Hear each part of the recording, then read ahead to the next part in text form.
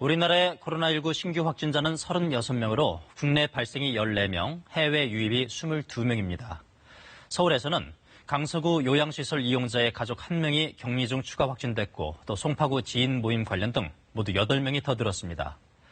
집단 감염이 줄면서 수도권과 광주광역시의 2학기 등교 인원 제한은 3분의 2로 완화됩니다. 강원도 홍천 캠핑장 집단 감염과 관련해선 함께 캠핑을 갔던 김포에 사는 가족 3명이 추가로 확진됐습니다. 한편 이라크 건설 노동자 72명이 오늘 추가로 귀국했는데 31명이 증상이 있는 것으로 나타났습니다. 본격 피서철을 맞아 해외여행을 갈 수 없는 상황에서 국내 여행이 많아질 텐데요. 방역당국은 불특정 다수가 모이는 여행지에선 좀 과하다 싶을 정도로 방역수칙을 지켜야 한다고 강조했습니다. 김포공항 연결해서 더 자세한 소식 알아보겠습니다.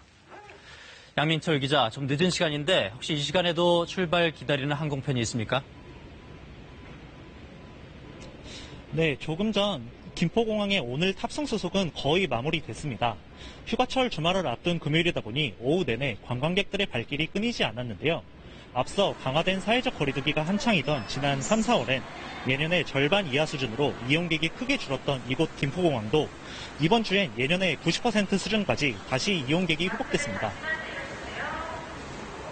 저희는 이제 관광보다는 사람 없는 한적한 곳에서 아이들 물놀이 시켜주려고 그런 준비 위주로 가기 때문에 사람 많은 곳은 대체적으로 가지 않으려고 하고요. 저희뿐만이 아니라 다른 분들도 다 조심을 하기 때문에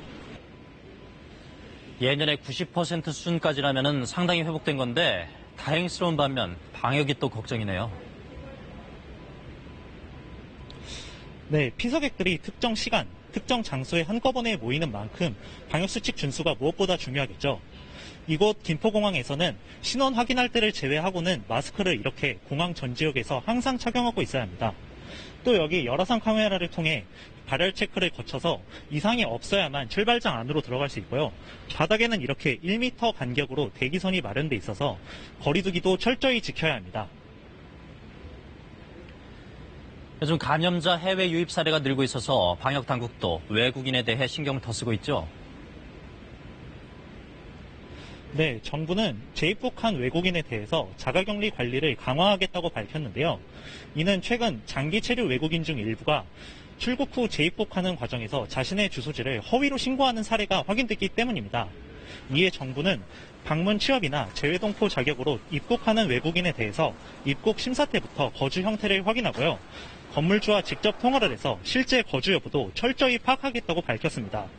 또 지자체로부터 고시원이나 모텔 등 자가격리에 부적합한 장소의 주소를 미리 받아 목록으로 작성한 다음에요.